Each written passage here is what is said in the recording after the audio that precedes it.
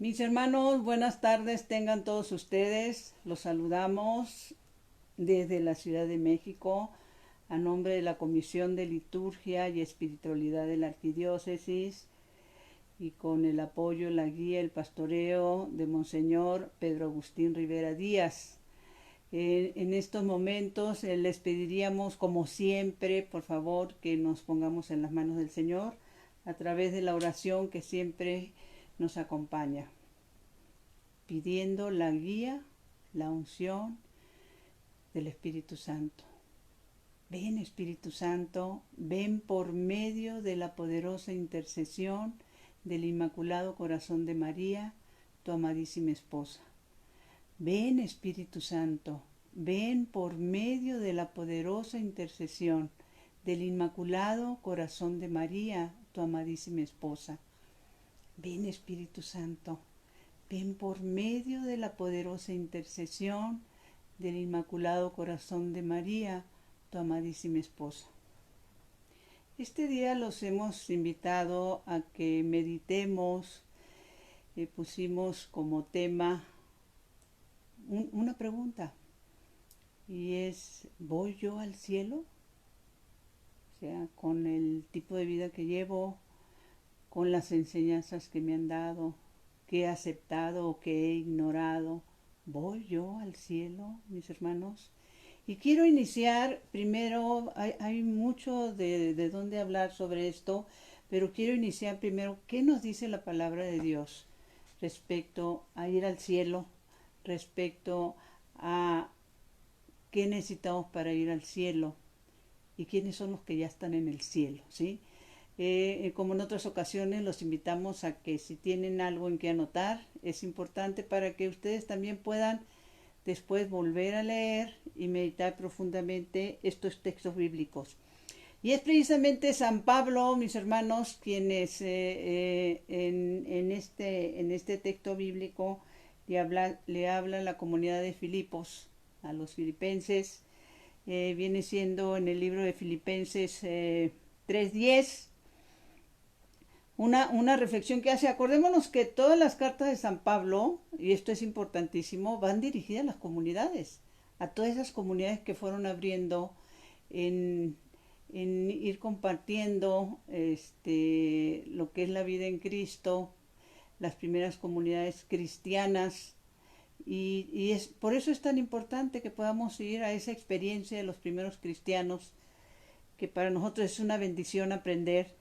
Y entonces, entre las cosas que San Pablo dice, precisamente en Filipenses 3:10, dice: quiero conocerlo, quiero probar el poder de su resurrección. Obviamente está hablando de nuestro Señor Jesucristo. Y tener parte en sus sufrimientos, hasta ser semejante a Él en su muerte y alcanzar, Dios lo quiera, la resurrección de los muertos. Palabra del Señor, palabra de Dios. Qué importante es lo que Él está diciendo, lo que Él nos está diciendo, porque la palabra es viva.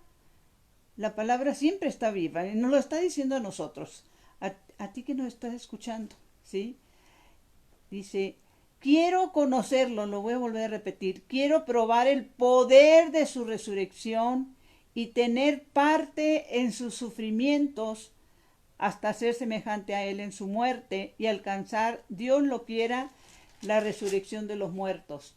Y luego añade un poquito más adelante, que me encantó cuando conocí este texto bíblico, en el 20 dice: para nosotros nuestra patria está en el cielo. ¿Cómo la ven, mis hermanos? Para nosotros nuestra patria está en el cielo. Y sobre todo esta alusión que hace San Pablo, tendríamos que meditar profundamente, que la cruz del sufrimiento realmente es un puente entre el cielo y la tierra. Si meditamos y nos vamos principalmente a esos momentos de la cruz de nuestro Señor Jesucristo, tendríamos que irnos un poquito más atrás. En otros momentos les hemos comentado, por ejemplo, que cuando se dio esas tentaciones a nuestro Señor en el desierto, esos 40 días de oración y ayuno, el, el coludo se le acerca y lo empieza a cuestionar, porque para él no es que tenga la certeza quién es, sino que le llama la atención que hay una persona que está en ayuno y oración. Y entonces le viene haciendo esa serie de preguntas y cómo nuestro Señor va contestando con texto bíblico, ¿sí? Entonces, una de las preguntas más impactantes es cuando, acuérdense que también hemos hablado que somos probados en nuestras debilidades, por lo general, debilidades de la carne, ¿no? Entonces, pues después de 40 días de ayuno, imagínense cómo estaba el Señor, ¿no? Y por eso le dice, si eres hijo de Dios, pongamos atención porque es un signo de interrogación. Si eres hijo de Dios, haz que estas piedras se conviertan en pan, ¿sí? Si eres hijo de Dios. Del Antiguo Testamento no sabíamos nada de que los creyentes pudieran ser hijos de Dios. Se sabía de un Dios poderoso que guiaba a su pueblo Israel y lo movía para liberarlo y los profetas, todo eso, pero la palabra hijo de Dios, así, tal y como se menciona, pues no, ¿no? Por eso, inclusive acordémonos que las primeras comunidades cristianas fue tan difícil evangelizarlos en el camino de nuestro Señor Jesucristo como cristianos, porque para ellos pues conocían a Dios como un Dios poderoso, pero que de repente nuestro Señor viene y les dice, hey, no solo es un Dios poderoso, es tu papá y es mi papá, ¿sí? Comentamos también en temas pasados, que hasta hoy en la Santa Misa decimos esa parte que rezaban las primeras comunidades cristianas, que después de 2000 años se sigue haciendo lo mismo, es cuando decimos fieles a la recomendación de nuestro Salvador y siguiendo su divina enseñanza, nos atrevemos a decir Padre Nuestro. Nos atrevemos a decir Padre Nuestro. Les costaba mucho trabajo en aquel tiempo y creo que nos sigue costando trabajo aún hoy. Entonces la palabra nos narra que después de ese momento y de todas esas preguntas no logra vencer al Señor con sus tentaciones y dice la palabra que lo deja. Y cuando lo vuelve a atacar a nuestro Señor es cuando nuestro Señor está en la cruz. Y que por diferentes medios y situaciones trata y le hace la misma pregunta. O sea, habría que nosotros meditar en estas dos personas que están crucificadas junto a nuestro Señor en la cruz. Dos ladrones, obviamente pues también del pueblo judío, ¿sí? Y los dos tienen actitudes diferentes, misma circunstancia, pero actitudes diferentes. A uno el sufrimiento lo hace enojarse, ¿sí? Le hace reclamar a nuestro Señor Jesucristo, obviamente sin saber quién es, ¿sí?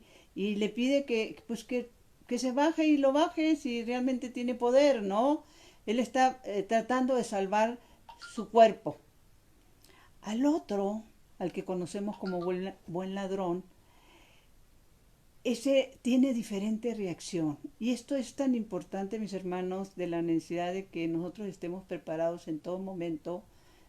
No sabemos el día y la hora. Y que no corramos esos riesgos de última hora para saber si voy a tener tiempo, como lo tuvo el buen ladrón, de tener esas actitudes de arrepentimiento. Pero bueno, ahí narra la palabra precisamente que unos que pasaban por ahí le preguntan, si eres hijo de Dios, pues bájate de la cruz, ¿sí? Y qué importante es entender esta parte de que la cruz del sufrimiento tendió para todos nosotros, el sufrimiento de nuestro Señor tendió para todos nosotros un puente entre la tierra y el cielo, ¿sí? Y que nosotros también, como nuestro Señor Jesucristo, podemos tender esos puentes entre la tierra y el cielo, si somos capaces que en el dolor y en el sufrimiento ofrecerlo por la salvación de un alma, por la conversión de alguna persona, que nuestro sufrimiento no sea en vano. Esa era la misión de nuestro Señor. Y bueno, pues también la palabra de Dios nos narra que ante la pasión, todos los dolores de nuestro Señor, pues el coludo estaba feliz. Pero cuando nuestro Señor está en la cruz y empieza Él con esas 7 palabras, 7 maravillosas palabras en la cruz, se retuerce porque el Señor está actuando como verdadero Hijo de Dios.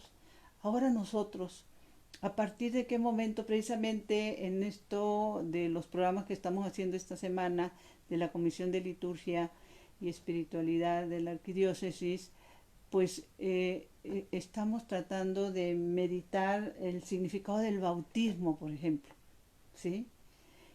La confirmación, que bueno, pues la gran mayoría sabemos que el bautismo nos hace hijos de Dios. Antes de ser bautizados, somos criaturas de Dios. Y esa es una de las herencias más importantes que nos dan nuestros padres. Cuando nos llevan a bautizar, nos llevan a presentar a Dios para que seamos adoptados por Él, hijos adoptivos de Dios y coherederos con nuestro hermano Jesús de todas las gracias del reino. Es algo hermoso, inmenso, ¿sí?, que nos concede el que seamos bautizados. Y obviamente después ya un poco más grandes, ya adolescentes, pues que voluntariamente confirmemos nuestra fe, ¿no? Que esa es la parte que en nuestra iglesia estamos con esas bendiciones. Pero en aquel entonces volvemos a lo mismo. Como hijo de Dios era una palabra pues, poco conocida, ¿no? Entonces, en estos dos momentos y en las actitudes de estos dos personajes que están con nuestro Señor Jesucristo, uno reclamándole enojado, otro tiene dos actitudes que son importantísimas. Y estas actitudes también, hermanos, es importante que entendamos que tiene que ver con que seguramente uno de ellos tenía el corazón ya tan endurecido que no había manera de que pudiera sentir otra cosa que odio. En el caso del buen ladrón, uno de sus primeros actos que provoca en él la cercanía del Señor. ¿Se acuerdan que en programas pasados hablábamos de cómo esa cercanía de Zaqueo con el Señor convierte a Zaqueo y salva a su familia? Entonces, esta cercanía con el Señor provoca en el buen ladrón, primero, él hacer una corrección. Cuando le dice, oye, tú y yo estamos en el justo castigo. Pero dice, ¿y este pobre hombre? Fíjense que es importantísimo esto porque nuestro Señor había compartido con ellos el cautiverio, la cárcel. Cuando hemos tenido la oportunidad, y gracias a Dios en un tiempo la tuvimos, de visitarla, por ejemplo aquí en la Ciudad de México, el tutelar para menores, cuando entra alguien nuevo, dentro de las cárceles hay grupos, y esos grupos, según su peligrosidad, los ubican en determinados patios, ¿sí? Y cuando entra uno nuevo a la cárcel, esos grupos andan viendo a ver qué hizo, por qué lo metieron, y dado el grado de peligrosidad que sea o lo que haya hecho, lo tratan de tener los grupos, determinado grupo, ¿sí? Si es una persona, por ejemplo, que lo metieron en la cárcel porque robó un pan en un súper, nadie lo quiere, ¿sí? Esto quiere decir que no solo por eso estos dos ladrones sabían que Jesús era inocente. Sabían que era inocente también porque el mismo Poncio Pilatos se lavó las manos y dijo, yo no encuentro culpa en él. Entonces era público y notorio que nuestro Señor era inocente, ¿no? Entonces, precisamente es el buen ladrón el que le dice, tú y yo en el justo castigo. Entonces, está reprendiendo al que se está burlando de nuestro Señor Jesucristo y él se está reconociendo pecador. Se está confesando prácticamente ahí. Pero hay que irnos un poquito antes y darnos cuenta que en esa cruz de sufrimiento de esos dos ladrones, él fue evangelizado con esas 7 palabras del Señor. O sea, él se dio cuenta, por ejemplo, que la cruz decía Jesús de Nazaret, el que se dice rey de los judíos. Él se dio cuenta cuando Jesús dijo, perdónalos, no saben lo que hacen, ¿sí? Mujer, ahí tienes a tu hijo, hijo, ahí tienes a tu madre, ¿sí? Tengo sed, etcétera, etcétera. Sus 7 palabras en la cruz, en tus manos encomiendo mi espíritu. Él fue evangelizado en esa cruz. Y entonces tuvo un corazón para poder volverse a nuestro Señor y entonces reconocerlo, porque acuérdense que la primera expresión fue de él, fue tú y yo en el justo castigo, pero este pobre no dice este Hijo de Dios, no dice este Dios mismo, no dice este Jesús, el Mesías, no. Pero esa reacción de él provoca en su corazón esa conversión repentina, ¿sí? Y entonces sí lo puede reconocer como rey, ¿sí? Por eso se voltea, Señor, cuando estés en tu reino, acuérdate de mí. Y esto es tan importante, mis hermanos, el poder entender esto, porque Él hizo algo que tendríamos que hacer todos, porque como dice San Pablo, cuando logramos vivir, aunque sea por momentos, la palabra de Dios, pues somos otros Cristos. En alguna ocasión, en un retiro que tuvimos, se nos explicaba que cuando nuestro Señor fallece, bueno, cuando está en la cruz, Él está crucificado, obviamente con sus manos abiertas, que todo el peso de su cuerpo está sobre sus rodillas. Todo el peso de su cuerpo está sobre sus rodillas. Y cuando se da cuenta que va a doblarlas porque ya no puede soportar más, y se da cuenta que al doblar las rodillas, ¿qué es lo que va a pasar?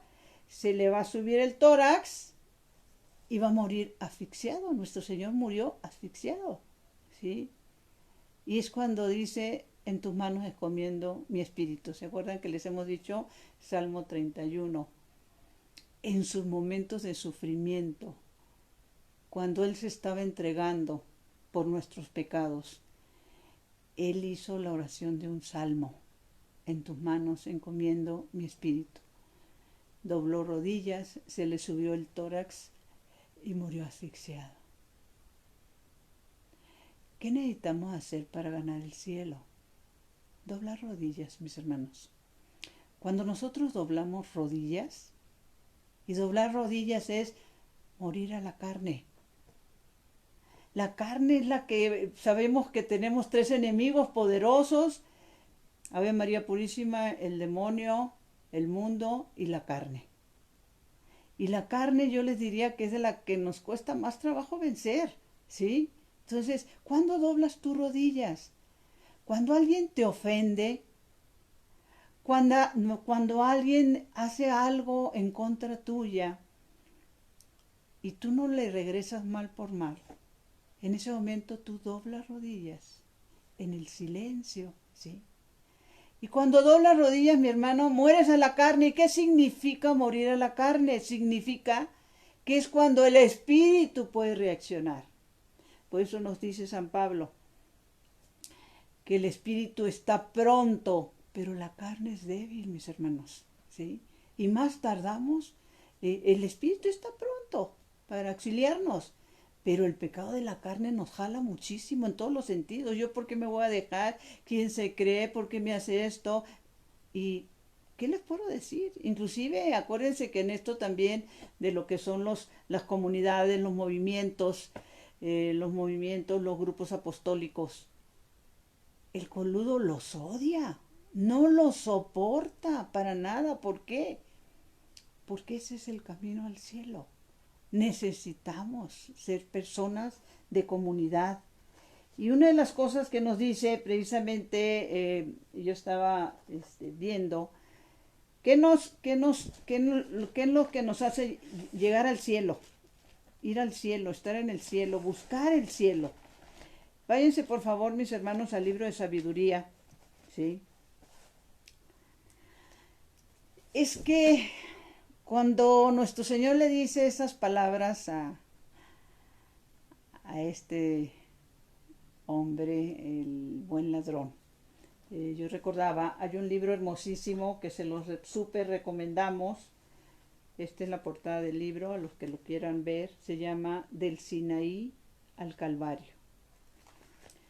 Y son los dictados de nuestro Señor a una mística boliviana, Catalina Rivas.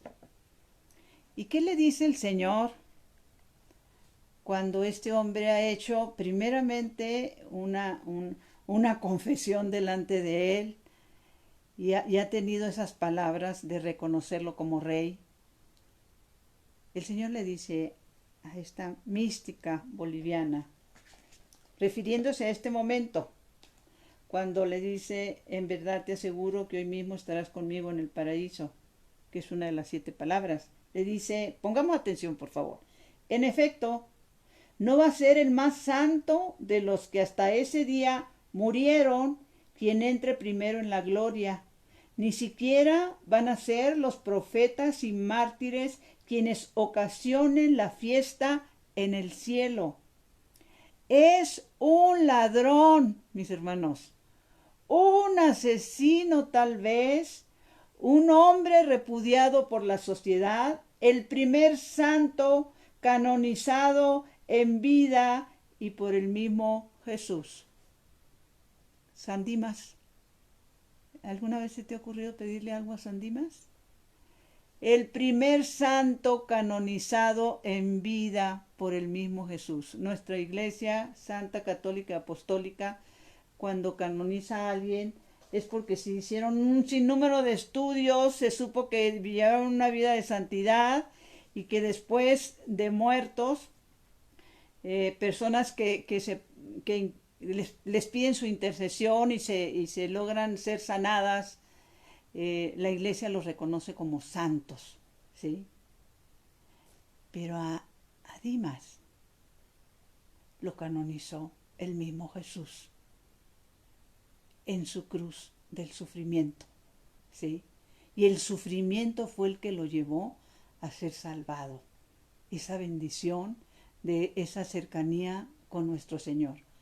Ahora, ¿qué es lo que nuestros santos no nos lo acabamos como Iglesia Católica? O sea, los santos que tenemos nosotros, mis hermanos, es una bendición, ¿sí? Y que ellos son intercesores. Bueno, volviendo un poquito a lo que en el libro de sabiduría se nos dice. Primero, el Señor nos hizo inmortal. Dios nos hizo inmortales, ¿sí? Aquí no hay de que quiero o no quiero. Nacimos para ser inmortales. Y entonces precisamente dice en el libro de sabiduría 2:23, anótalo por favor, mi hermano, dice, pero Dios crió al hombre para que no pereciera y lo hizo inmortal igual que él. Por envidia del diablo entró la muerte en el mundo, y los que se pongan de su lado perecerán. Ya sabemos quién. Los que se pongan. Pero luego añade este mismo libro de sabiduría en el 3, dice, pongamos atención, ¿qué necesitamos para ir al cielo? Bueno, pues corregir nuestros caminos. Dice también la palabra de Dios. Las almas de los justos están en manos de Dios y no los alcanzará ningún tormento. Para los insensatos ya no son más que muertos. Su salida de este mundo es tenida como una desgracia y su alejamiento entre nosotros como una calamidad, pero ellos están gozando en la paz. La muerte de los justos. Aunque según piensa la gente, sufrieron muchos padecimientos, la otra vida está preparada para recibirlos. la vida en el cielo, en el paraíso. ¿Qué fue lo que le dijo el Señor al buen ladrón? Hoy estarás conmigo en el paraíso. ¡Qué bendición! ¿Sí? Y también se nos dice precisamente en esto de que los injustos, pues eso no heredarán el reino de Dios. Esto está en primera o segunda de Corintios. Los injustos no heredarán el reino de Dios. Entonces, ¿qué es lo que tenemos que hacer? O sea, ¿cuál es nuestra enseñanza? Pues no esperar hasta que llegue ese día. Si nosotros nos ponemos, por ejemplo, a analizar un poquito de los que han hablado del cielo, por ejemplo, nos encontramos, hay unas declaraciones que en su momento hizo su santidad Benedicto XVI. A mí me llamaba mucho la atención cuando lo estaban entrevistando, él acaba de cumplir 85 años. Y entonces le hacen una entrevista y le preguntan, pues, ¿qué certezas tiene la vida? Porque acordémonos que gracias a Dios tenemos una iglesia y unos sacerdotes, en su gran mayoría santos, que como humanos cometen errores, claro que sí, y que necesitamos orar por ellos, desde luego que sí, ¿sí? Necesitamos interceder por ellos, pero que son sus manos consagradas las que nos traen el Señor, ¿sí? Y que ellos han consagrado su vida en fe para llegar a ese lugar. Tú y yo vivimos en el mundo. Claro, la palabra nos dice que seamos del mundo, que estamos en el mundo, pero que no seamos del mundo, ¿sí? Pero ellos han renunciado al mundo, a familia, a cuantas cosas más. Y obviamente el coludo va a tratar de tumbarlos a ellos como trata de tumbarnos a nosotros, pero a ellos mucho más fuerte. Hay que sostenerlos con nuestra oración. Entonces cuando le cuestionan o le preguntan a Benedicto XVI, nuestro Papa emérito, pues en pocas palabras, por qué él decidió esta vida de consagración, etcétera, él contesta lo siguiente, y esto es importantísimo, dice, primero dice, pongamos atención, sé que Dios existe. Así de sencillo. Es cuestión de fe, mis hermanos. Segundo, sé que Cristo ha resucitado. ¿Sí? Y tercero, sigue diciendo Benedicto XVI, sé que el bien de Dios es más grande que el mal que hay en el mundo. Esas tres que son los que lo llevaron a ser sacerdote. Y yo recordaba cuando me encontré con estas declaraciones del Papa Emérito Benedicto XVI, que les decía en uno de los programas que había tenido la bendición de ir a un retiro allá en Miami, de esos grupos que quedaron del padre Emiliano Tardif. Cuando veníamos de regreso, me tocó que fuera mi compañero de asiento uno de los sacerdotes que nos acompañaron en ese viaje. No recuerdo su nombre, lo único que recuerdo es que no sé si era Josefino, sé que era religioso y ¿cómo se dice? Lo que se ponen los monjes, ¿sí? Y su hábito y siempre traía guarachitos el padre. Creo que se llamaba José María o por ahí más o menos. Bueno, el caso es que veníamos en el avión y entonces se me ocurre preguntarle, padre, ¿cómo fue que le vino a usted su vocación de ser sacerdote? Lo tengo muy presente porque se recargó atrás,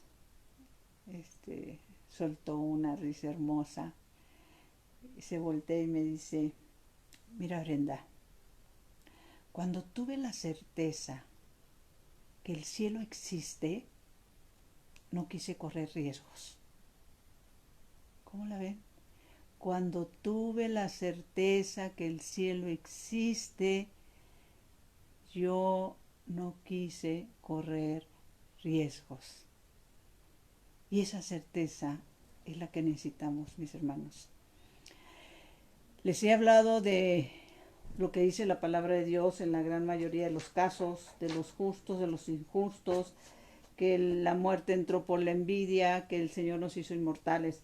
Pero hay algo que es importantísimo en relación a la vida de nuestros santos. Sobre el cielo, eh, santos obviamente reconocidos por la iglesia, que el Señor les ha permitido estar en ese lugar del cielo. Sabemos que en muchos de los casos el Señor también les revela, o la Virgen les revela, que lo que ven es nada comparado con lo que es, porque solo pueden ver lo que sus ojos pueden soportar ver, ¿sí? Y entonces yo también me he puesto a pensar en los santos incorruptos, que, pongamos atención, solo se dan en nuestra iglesia católica, cuerpos incorruptos de santos. Y también recordaba ese momento y esa importancia de poder entender lo de la santidad. La palabra de Dios lo dice, si no somos santos no vamos a llegar. Y no es santos de aureola, ni mucho menos, sino ir encontrando realmente el sentido de la santidad a través de nuestros hermanos. Y en este momento me viene a la memoria también en alguna ocasión que nos compartía un monje, el hermano David, recuerdo mucho de él, que es una persona que tiene un problema para poder moverse libremente, anda en una silla de ruedas. Y él nos comentó en alguno también de estos retiros hermosos que el Señor nos permite vivir. Dice que precisamente pidió que lo llevaran a una iglesia a una hora pues que no era muy común de fieles, entra a ese lugar grande, a ese templo, y que pues se pone a hacer oración en el silencio del templo. Se da cuenta que al fondo está un hombre joven haciendo una oración también, y él sigue orando. En eso entra un pobre de la calle, ¿sí? Y se acerca al muchacho y le pone su mano, le extiende su mano. El muchacho se voltea y molesto, con señas, le dice que lo deje en paz, que está orando, ¿sí? Y el pobre se sale, ¿sí? Al monje no se le acerca, se sale. Y entonces el hermano David, empujando su silla de ruedas, se empieza a acercar a él y le dice estas palabras: espero no equivocarme. Le dice: hermano, es muy loable que hagas oración ante una imagen del Sagrado Corazón de Jesús, hecha por la mano del hombre que te recuerda al Señor, mientras no desprecies la imagen del hombre hecha por la mano de Dios. Mientras no desprecies la imagen del hombre hecha por la mano de Dios. El muchacho se agarró la cara y salió corriendo detrás del indigente, ¿sí? Del hermano necesitado. Si Dios lo permite, les hemos compartido que tenemos estos programas para gloria de Dios. En este caso, todos los lunes, el programa de Mi Casita de Oración le llamamos. Y trataríamos de la semana que entra, el próximo lunes, hablar también de qué hacer para salvarnos. ¿Qué dice la palabra de Dios que tenemos que hacer? O sea, ¿qué cambios tenemos que hacer? Ahorita se oye mucho a través de esto que nos está pasando como pandemia, ¿sí? Que la gente pide volver a la normalidad, ¿sí? Queremos volver a la normalidad. Pues no debemos pedir volver a la normalidad, debemos pedir volver a Dios, cambiar nuestros malos hábitos, nuestras malas costumbres, ¿sí? Aprender esta situación que estamos viviendo.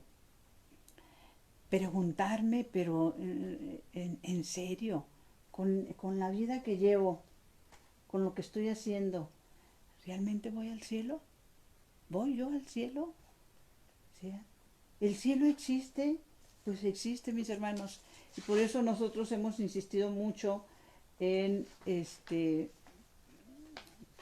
pedirles que abran sus casas de oración. Nosotros como apostolado les hemos dicho que estamos en varios lugares del mundo, pero refiriéndonos ya concretamente a lo que es México, les decíamos en qué lugares de la zona norte estábamos. La vez pasada nos había faltado Musquis nada más, pero si hablamos de la zona centro, para gloria de Dios, las casas de oración, donde hacemos oración, donde meditamos y tratamos de vivir la palabra, ¿sí? Y vivir como comunidad. En la zona centro estamos, gracias a Dios, en León, en Irapuato, en Toluca, en Guadalajara, en Huixquilucan, Ciudad Neza, Ecatepec, Puebla, Teotihuacán, Querétaro, Hidalgo, San Andrés Tuxtla, Veracruz, Veracruz Puerto, a Paseo del Grande, Guanajuato, y lo que es la Ciudad de México en 13 zonas o digamos colonias diferentes, ¿sí? ¿Qué es lo que necesitamos hacer? Volver los ojos a Dios, más que a la normalidad, volver los ojos a Dios, mis hermanos. También en esto de volviendo un poquito a lo que es el cielo, una se le conoce como la pequeña gigante, dice, refiriéndose a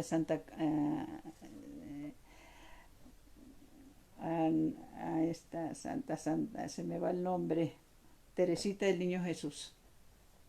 Santa Teresita del Niño Jesús, que es una de las doctoras de la iglesia, que los que puedan, por favor, váyanse a leer su libro Historia de un alma, maravilloso, a conocer su vida, a conocer la vida de nuestros santos, mis hermanos, es muy importante. Y ella se narra que allá en Lisieux, Francia, cuando ya estaba muriendo y estaba entre sus hermanas carmelitas, ¿sí? Y pues ellas estaban por rodeando su lecho, ¿sí? Ella, les recuerdo que fallece a los 24 años. Y una de las cosas que ella les dice a las carmelitas, sus hermanas religiosas, que no lloren por ella, que no se preocupen por ella, les dice que es que ustedes no han entendido realmente el misterio de la vida, ¿sí? Ni han entendido, dice, yo no muero, yo entro a la verdadera vida. Qué hermoso. Yo no muero, entro a la verdadera vida en Dios. Eso es lo que decía ella. Y recordando también un poquitito precisamente de nuestros santos, como les decía, lo que son nuestros santos en nuestra iglesia, pues que acordarnos de la bendición de cuando la Virgen en Fátima, si ustedes se acuerdan de la Virgen en Fátima, porque aquí tenemos precisamente uno de tantos libritos, gracias a Dios, que hemos logrado leer.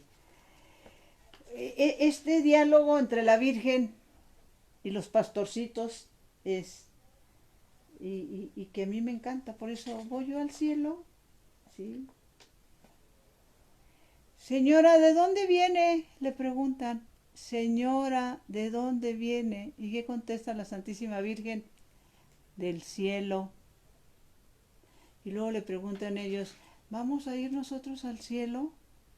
¿Qué ternura? ¿Cómo la verían? Y le dice, ¿vamos a ir nosotros al cielo? Y ella les contesta, sí, pero primero me voy a llevar a Jacinta y a Francisco. Porque también le preguntan, ¿y Francisco también va a ir al cielo?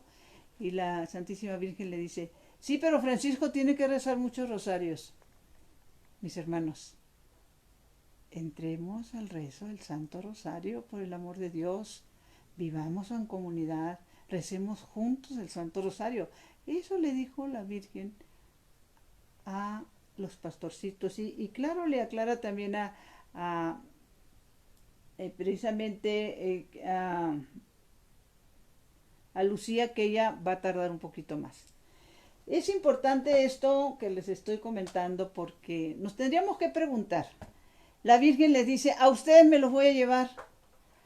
No sé cuántos de nosotros sepamos, por ejemplo, que una de las enfermedades que ellos adquirieron fue algo que se le llamó como algo española, la fiebre española. Por ahí más o menos fue el nombre. También fue pues una pandemia que agarró a España y a una buena parte de Europa, mis hermanos, y murieron millones de personas.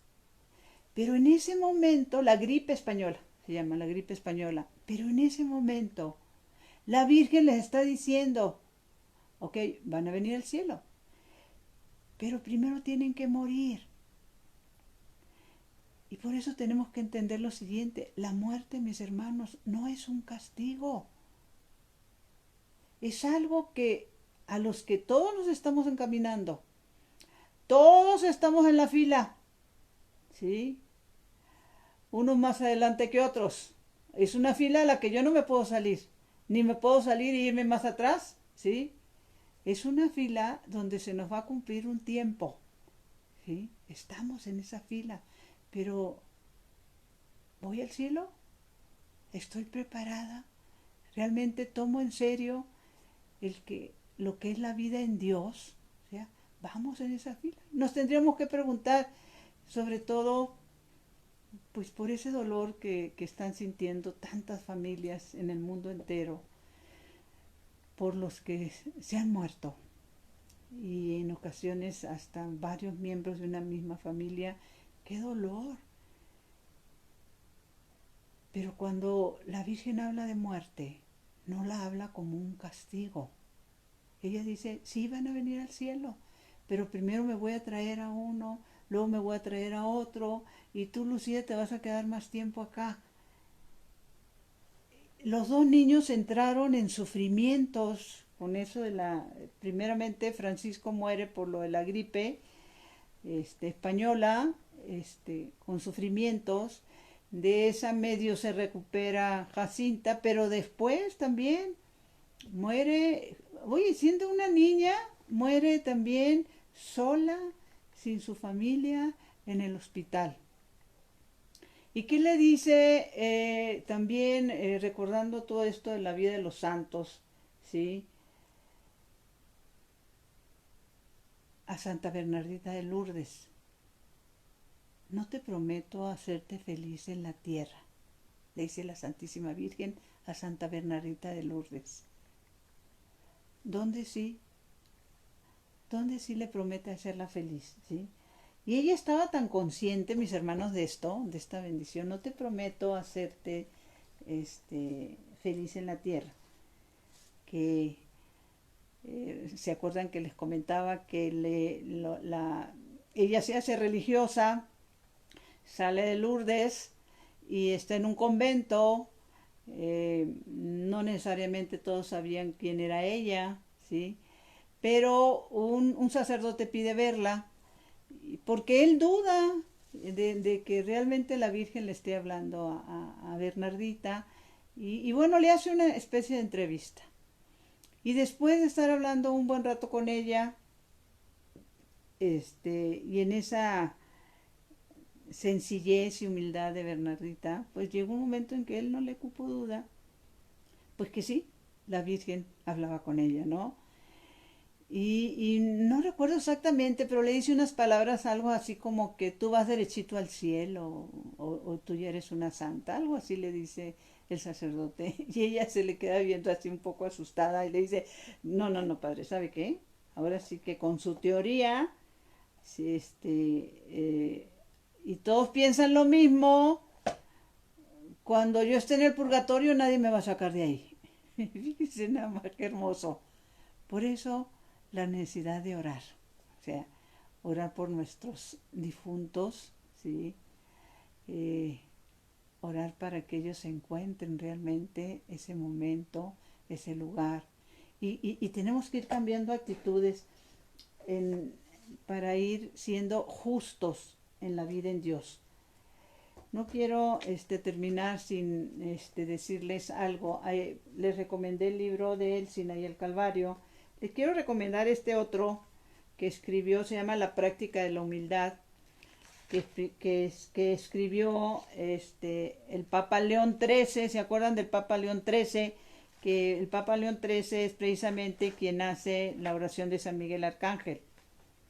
Y el Papa León XIII, cuando era cardenal, cuando escribe este libro, dice, pongamos atención, es una verdad incontrovertible que no habrá misericordia para los soberbios, que para ellos permanecerán cerradas las puertas del cielo y el Señor solo las abrirá a los humildes. Y más adelante pone un ejemplo que desgraciadamente no sé cuántos caemos en esto, de ser soberbios en algunas actitudes. Y esto que dice es importantísimo, mis hermanos. Papa León XIII, la práctica de la humildad.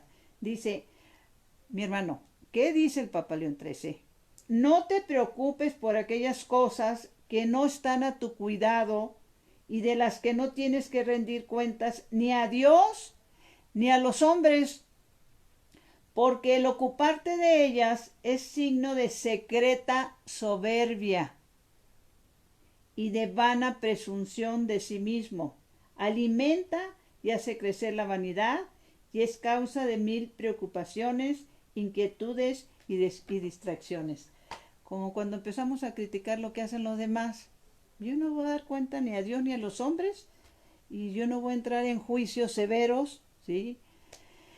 Mis hermanos, ya se nos acabó el tiempo, ahora estamos teniendo menos tiempo. Queremos enviar un saludo cariñoso a nuestros hermanos que ya nos han estado escribiendo, que están viéndonos de Argentina, de República Dominicana, de Estados Unidos, España. Y bueno, pues a todos los que logren conectarse, acuérdense la importancia de compartir estos videos, que es una forma de evangelizar. Los invitamos también más tarde, tenemos como apostolado de la nueva evangelización, coordinados y de la mano de la Comisión de Liturgia y Espiritualidad de la Arquidiócesis de México, el Santo Rosario. Hora de la Ciudad de México, 9 de la noche. Y como siempre, Dulce Madre, no te alejes, tu vista de mí no apartes. Ven conmigo a todas partes y sola nunca me dejes. Ya que me proteges tanto como verdadera madre, cúbreme con tu manto, Señora, y haz que me bendiga el Padre, el Hijo y el Espíritu Santo. Amén. Mis hermanos, que mi cuerpo descanse, Señor, y mi espíritu te alabe toda la noche. Buenas noches, buenos días, buenas tardes, según donde te encuentres. Hasta el próximo lunes, si Dios lo permite.